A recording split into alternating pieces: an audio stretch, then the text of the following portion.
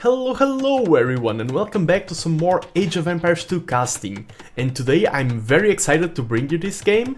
Here in the red we have Gookie. This is a player that I've talked about on stream, and a lot of eyes on the Age of Empires community right now are on Gookie's career. She's only 15 years old, she's from Mexico, and the only way to describe her right now is a rising star. You can see her elo over 2000, one of the top 200 players.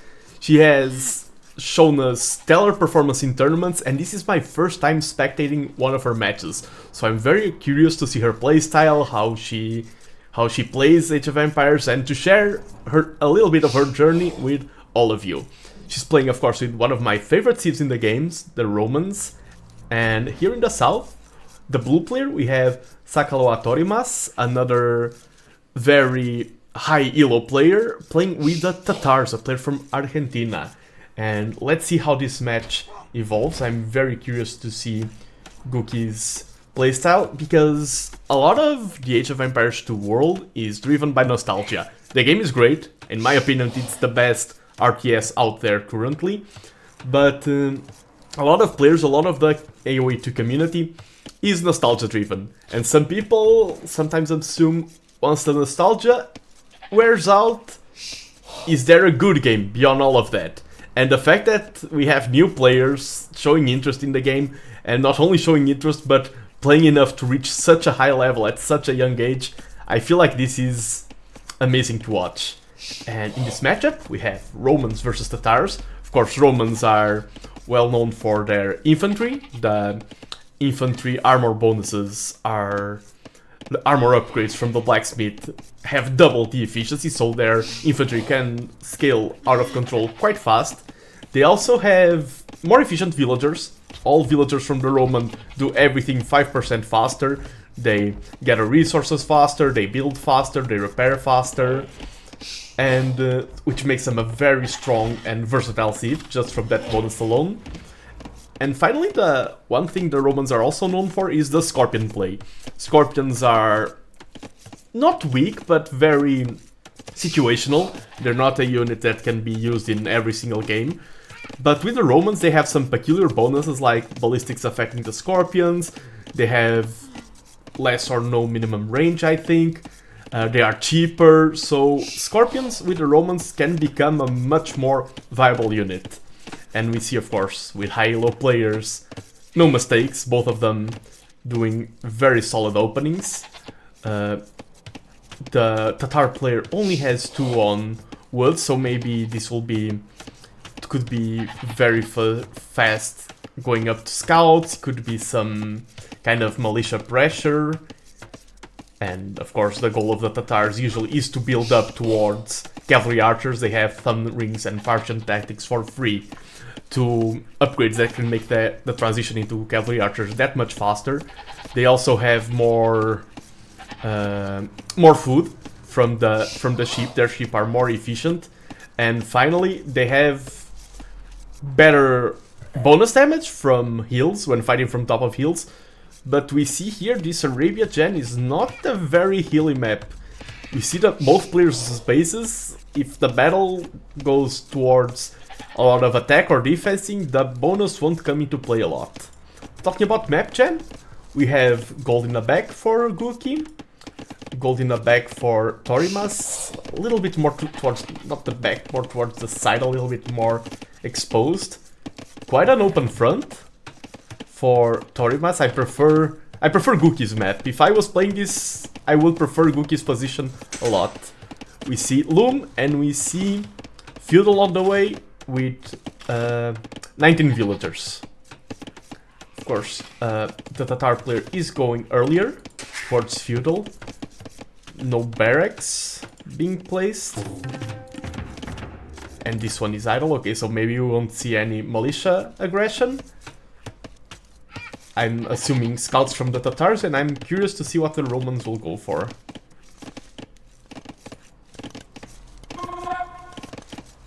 Impera. And yeah, 1 second of idle TC time for each player when we are watching this high Elo. Both of them doing a good job scouting, both of them want to find out what the opponent is going for as fast as possible. Gookie going for only one lumber camp. Okay, both of them went for only one lumber camp. Of course, that makes the position more defendable. And yeah, Gookie adds the militia from the Romans. And we see archers for the Tatars. Some quick walls. Okay, the goal there is safe. And men-at-arms won't be that happy. The militia still won't be that happy to see archers. And I wonder if this will... Yeah, a smaller commitment. Only militia, no men-at-arms being researched. I kinda like this. I feel like sometimes the men-at-arms research, of course, men-at-arms are a lot stronger versus villagers. But at this level, with this army, you are not expecting to get villager kills. Players are good at reacting, players are good at pulling away the weak vills. So maybe... Okay. I like how pro players always prove me wrong. I like how pro players sometimes prove me right. Yeah, I prefer this, honestly. Of course, I have the caster vision, but your opponent is so... wall, he has the archers, he's so prepared to face with the face against the militia. You're buying time, you force the walls, now don't overcommit into this small push.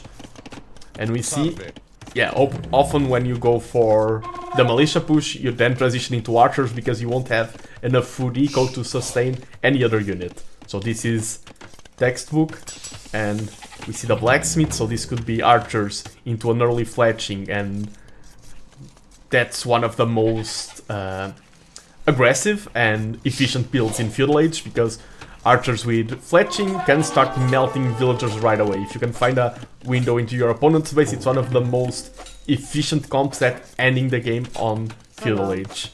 Here we see excellent scout control from Gookie. The villager does get away, trying to take the house. It gets cancelled. Yeah, and now the archers find the scout first.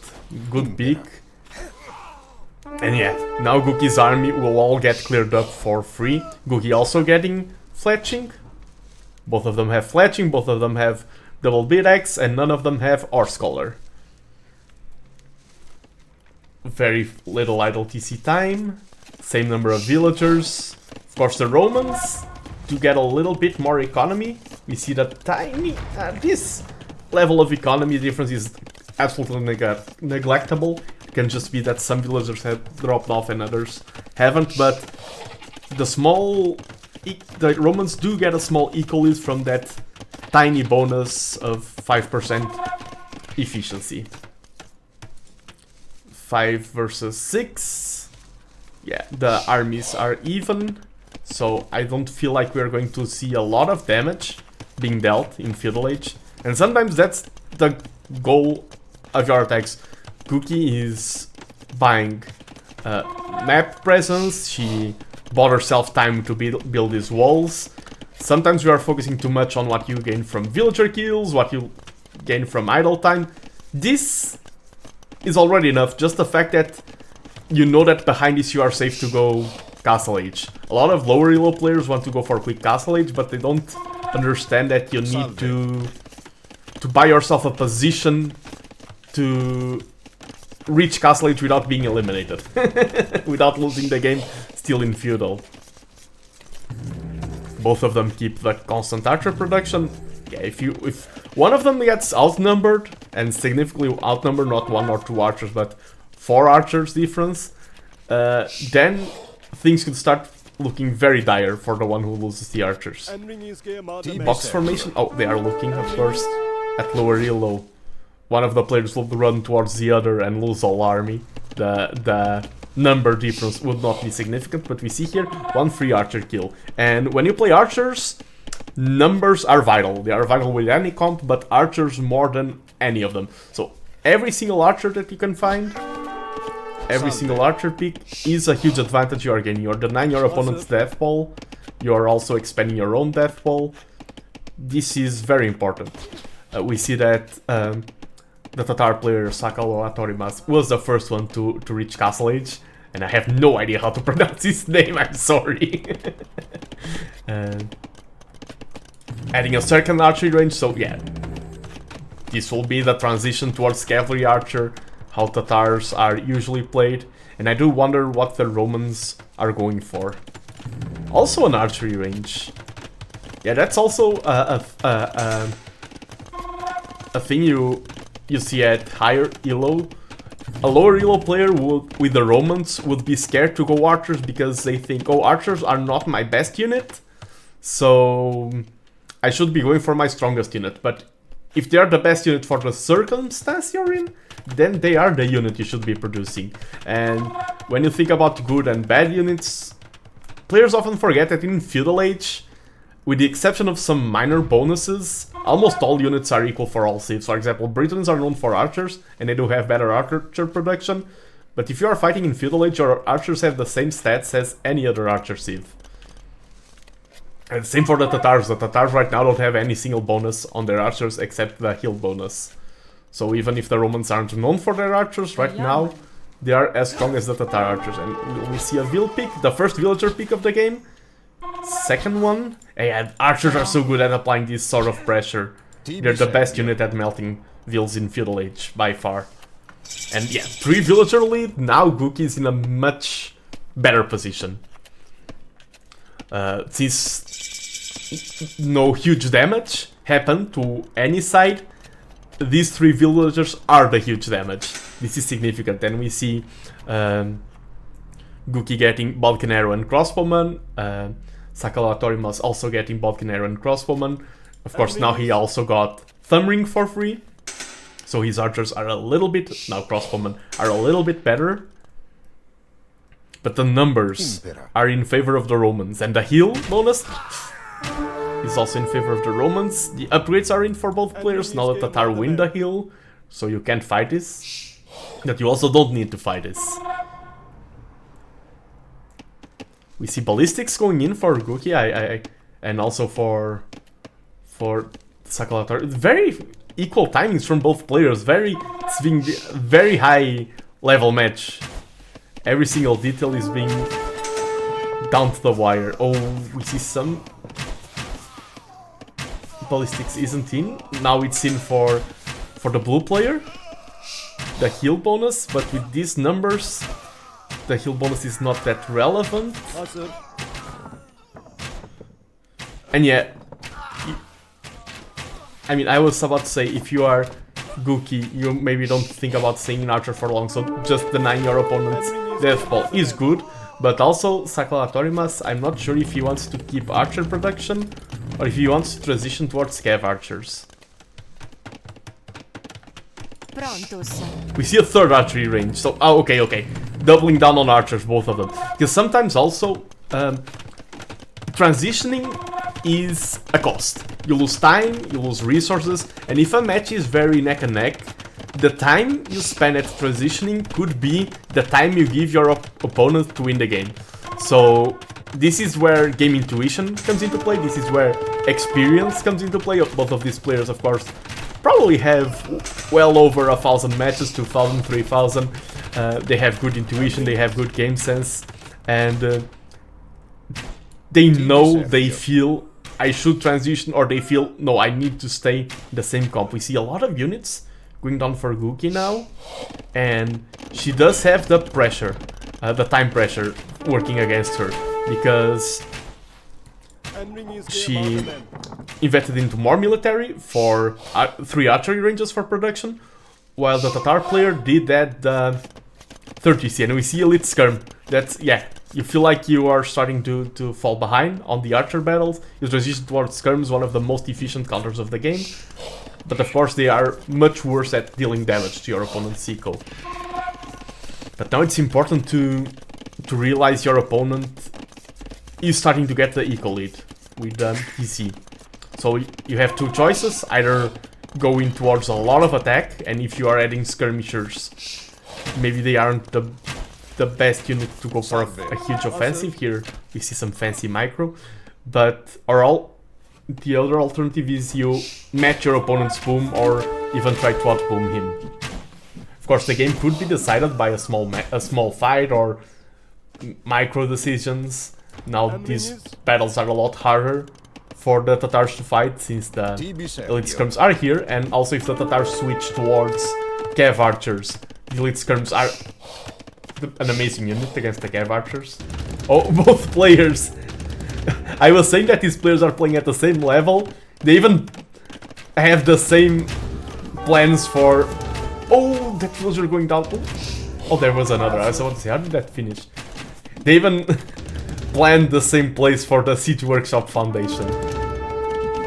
Of course, Siege Workshops on hill are very important, so you can get a juicy hit as soon as the Mangonel spawns.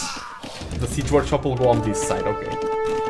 And now Gookie does know the opponent has 2 DCs and she has her own second DC.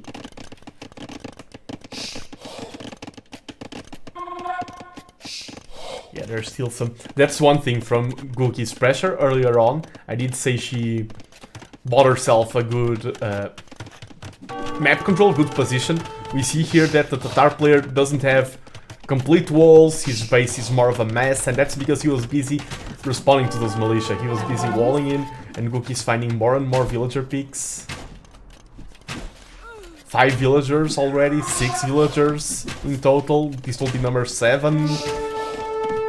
And this is how your opponent did have some eco lead because of the TC.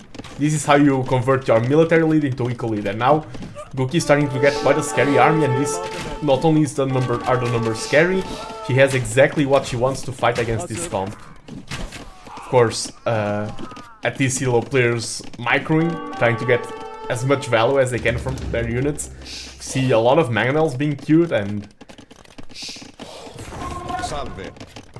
Mangonels are good against skirms. This makes me so nervous. If this was in my elo, there will be no skirmishers already. A Mangonel goes down. Oof, that was a rough shot. But Mangonels are also very expensive. Repairing with the wheels, that's the correct call. Yeah, the Mangonels neutralize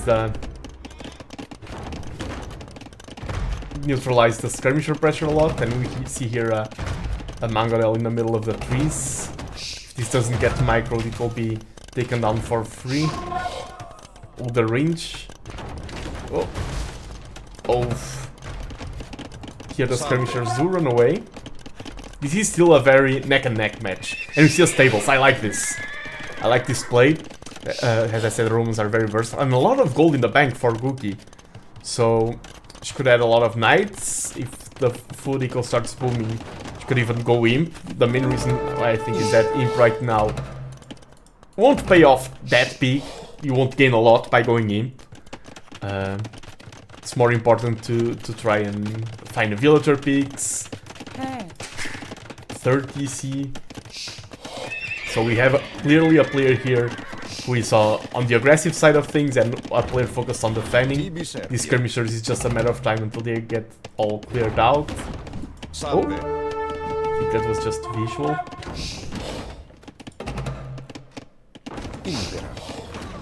Yeah, microing against 2.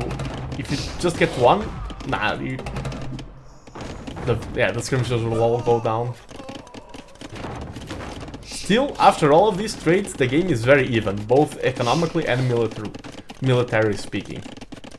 Yeah, knights, Mangonels. The thing is, the Tatar player is answering correctly, but he's also answering. Gookie is also always being the one doing the transitions. I'm transitioning into knights, so now you need to answer to my knights. She's the one posing the questions, she's the one taking the initiative. And of course the Tatars could add some camels or knights to counter this, but yeah, they are reacting. They are not in a position where they can be proactive. We see the TC getting pressured. The knights now will be amazing against the opponent's Mangonels, and the knight numbers do start to increase towards a more and more dangerous number. 3 more knights there in the back. Yeah, the Mangonels will probably go down. Yes. This TC. Oof. this is not...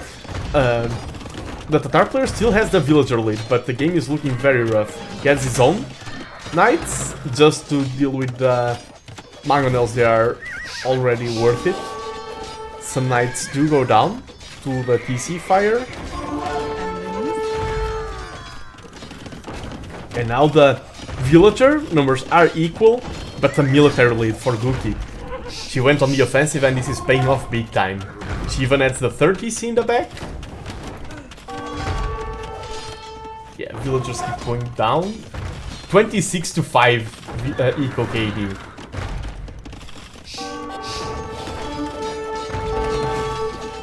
Okay, the mangonels do go down and the TC stays up. But this attack has put Guki in a very good position in the game. And she has a lot more upgrades right now. Wheelbarrow, okay, both of them have.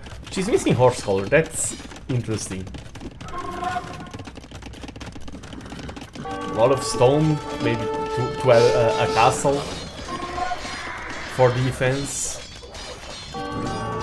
Yeah, the camels are added to counter, but this number of skirmishers are doing... They aren't fancy, they aren't doing insane amount of damage, but just the fact that they are there, doing some trickle damage over time, and they are denying your opponent the opportunity to mess and to be comfortable.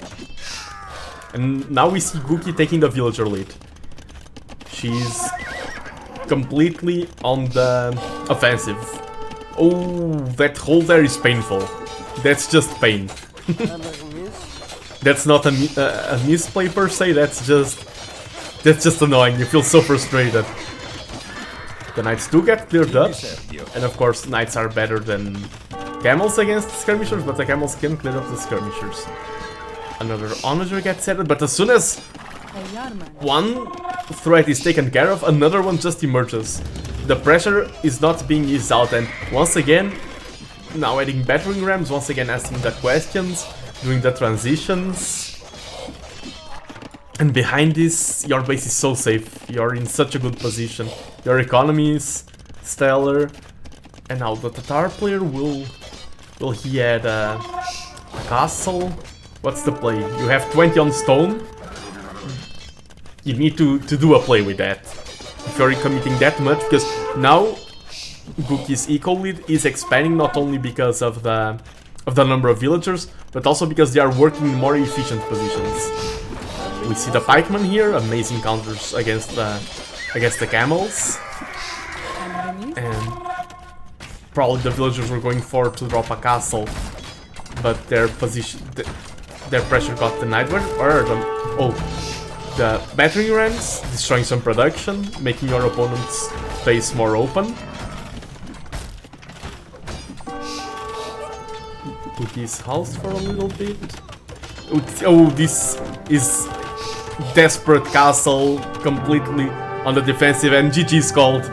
Yeah, Guki always on the pressure, always took the lead. There was a moment there in the feudal age where not a lot of was happening, and it was both players just matching each other. But Guki's position in the game, because of all of that pressure, she did get better walls down, and then she applied so much pressure that the Tatar player couldn't have enough space to plan, couldn't have enough space to pose his own threats. Of course, one might think, oh, he could have gotten with some raids or anything, but you are under such a high amount of pressure. You've lost some villagers here, and you wanted your economy to start paying off, but that never happened. We saw a very high level of Age of Empires from both of these players. Of course, I don't know how Guki plays from a single match. I want to cast more games from her, but definitely a player we need to keep an eye out. And I'm cheering for Guki, and I hope she has an amazing journey in Age of Empires ahead. I'm TheNando. This was the video for tonight. I hope you enjoyed. Leave a like if you enjoyed, subscribe if you want to see more, and thank you for watching. See ya, everyone.